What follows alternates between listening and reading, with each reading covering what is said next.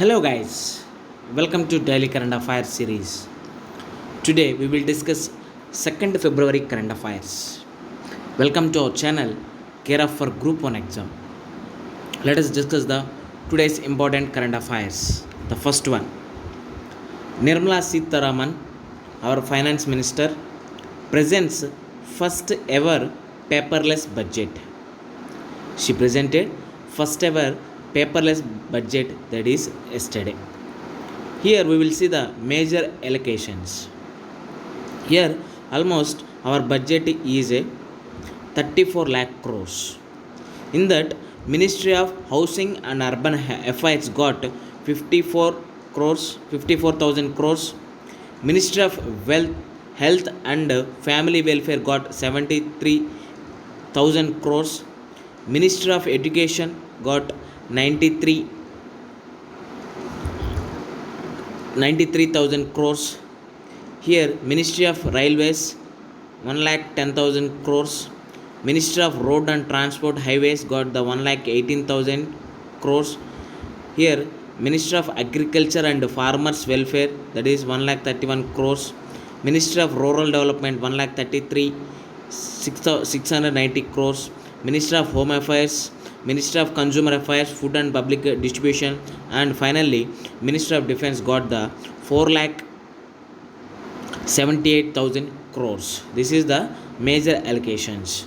Housing and Urban Affairs, Health and Family, Ministry of Education, Ministry of Railways, Road Transport and Highways, Agriculture, Farmers Welfare, Rural Development, Home Affairs, Consumer Affairs, Food and Public Distribution, and finally end with the Defence. These are the major allocations in the paperless budget. This is the first ever paperless budget. Next one, Rural India's lifeline missing in budget. That is, Rural India's lifeline is MG Nareka, that is Mahatma Gandhi National Rural Employment Guarantee Act. It was started on 2nd February 2006, exactly 15 years ago. Here, why it is a rural India's lifeline? Why? Because if you check the statistics, when COVID-19 has begun or when cases are increasing, this is the only one scheme gives the sustenance or livelihood to the many migrant workers. That's why we will call it as a Rural India's Lifeline. The scheme that has been described as the lifeline of rural India during the COVID-19 pandemic and lockdown was completely missing. Why? Because the budget was stood at 73,000 crore only. Here, if you see the considering the unemployment scenario in rural India, which was at 9% even in December 2020, according to the Center for Monitoring Indian Economy, CMIE. Here, this is the budget was a good opportunity for the government to raise the number of days of employment through MG Nareka to 150 days. There should be a number of working days or number of days to increase from this budget, that is 100 days to 150 days.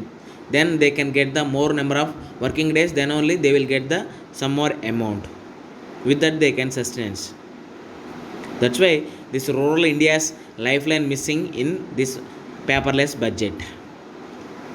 Next one, Sero survey shows 56% of have antibodies. We know that almost 1 year have passed. COVID-19 cases are also decreasing. How? Before vaccination or before getting the vaccine. Why? Because our human body automatically generates the antibodies against any virus. That is the beautiful structure of our body. If suppose one person is attacked with any virus, then definitely after some time in that blood there can be a antibodies.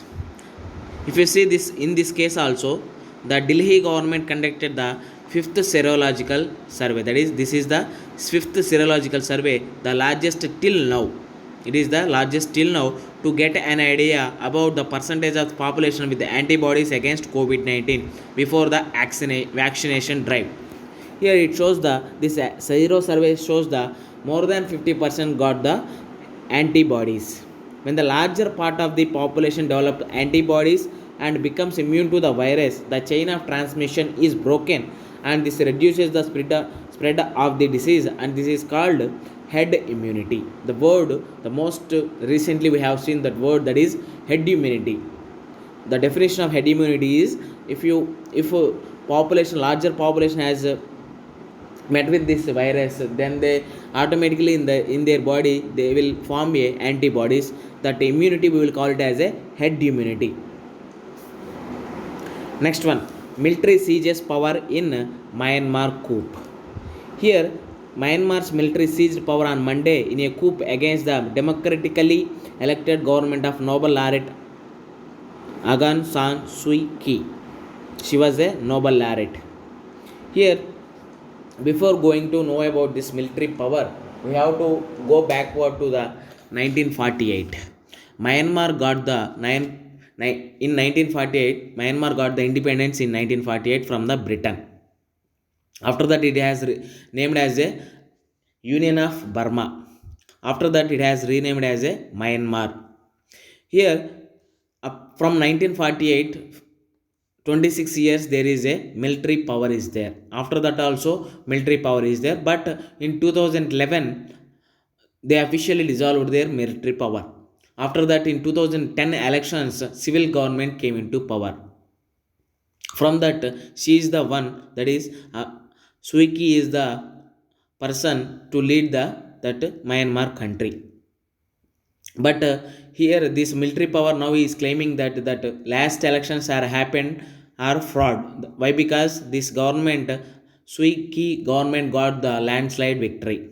That's why they are claiming that it is a fraud election. That's why they got the military power again. Here the army said it had carried out the detentions in response to election fraud, handing the power to military chief Min Aung Hlaing and imposing a state of emergency for a 1 year.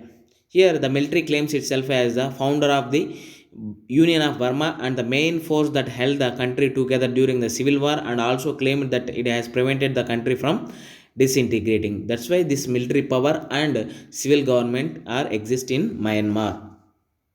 With this we can conclude our video. Thanks for watching. Like, share and subscribe to our channel.